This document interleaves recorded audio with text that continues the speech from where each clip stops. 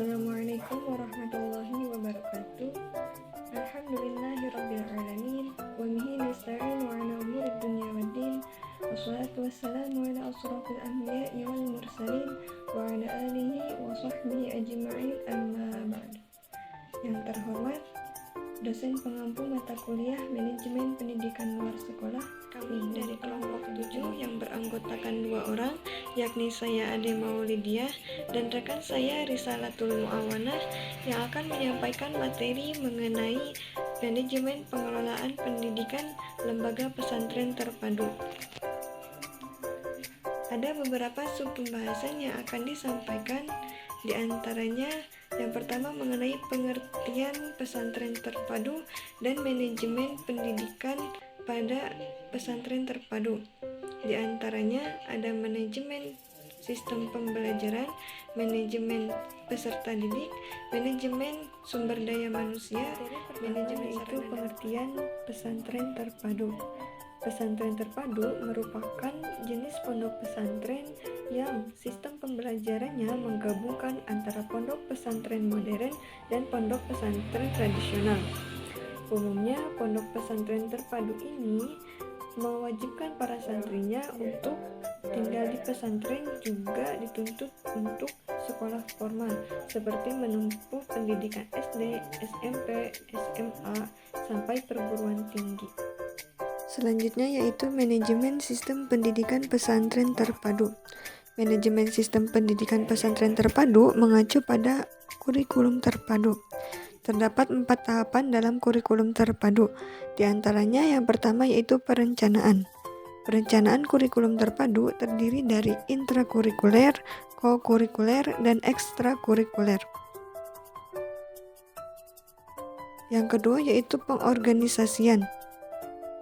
Pengorganisasian kurikulum terpadu struktur pengurus pesantren, yaitu yang terdiri dari pembina yayasan, ketua yayasan, pemimpin pondok, sekretaris, bendahara, bidang pembinaan alumni, bidang pendidikan, bidang pengasuhan, bidang usaha, dan bidang sosial kemasyarakatan. Yang ketiga yaitu pengawasan. Pengawasan kurikulum terpadu di pondok pesantren meliputi waktu dan bentuk pengawasan. Dan yang terakhir yaitu evaluasi. Evaluasi kurikulum terpadu dilakukan dengan prinsip objektif, adil, transparan, terpadu, dan menyeluruh.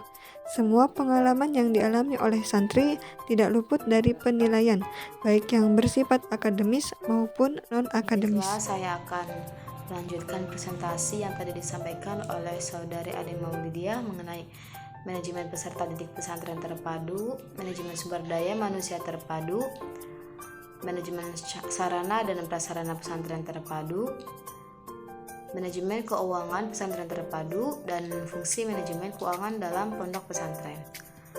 Manajemen peserta didik adalah seluruh proses kegiatan yang direncanakan dan diusahakan secara sengaja serta pembinaan secara kontinu terhadap seluruh peserta didik dalam lembaga pendidikan yang bersangkutan agar dapat mengikuti proses pembelajaran dengan efektif dan efisien.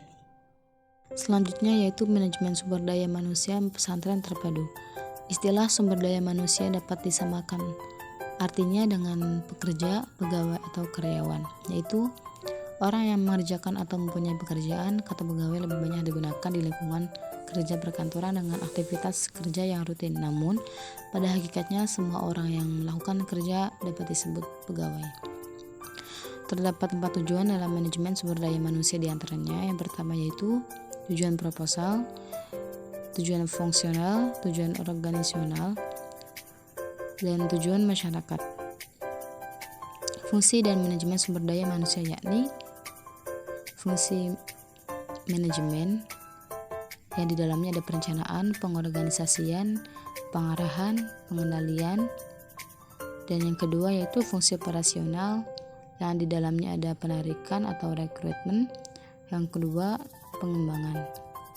Manajemen sarana dan prasarana pesantren terpadu. Sarana pendidikan adalah peralatan dan perlengkapan yang secara langsung dipergunakan dalam menunjang suatu proses pendidikan, sedangkan prasarana pendidikan adalah fasilitas yang secara tidak langsung menunjang jalannya proses pendidikan. Sarana dan prasarana pendidikan adalah fasilitas yang digunakan untuk pelaksanaan kegiatan pendidikan dan kegiatan penunjangnya. Klasifikasi sarana pendidikan menurut Nawawi yang dikutip dalam buku Bafadal Ibrahim. Manajemen perlengkapan madrasah dapat dibedakan menjadi beberapa macam, yaitu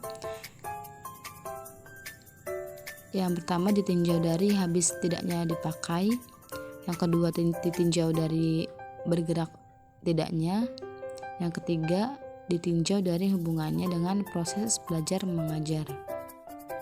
Manajemen keuangan pesantren terpadu. Manajemen keuangan pondok pesantren adalah suatu proses dalam pengaturan aktivitas atau kegiatan keuangan pada suatu pondok pesantren dan lembaga pendidikan yang berada di dalamnya.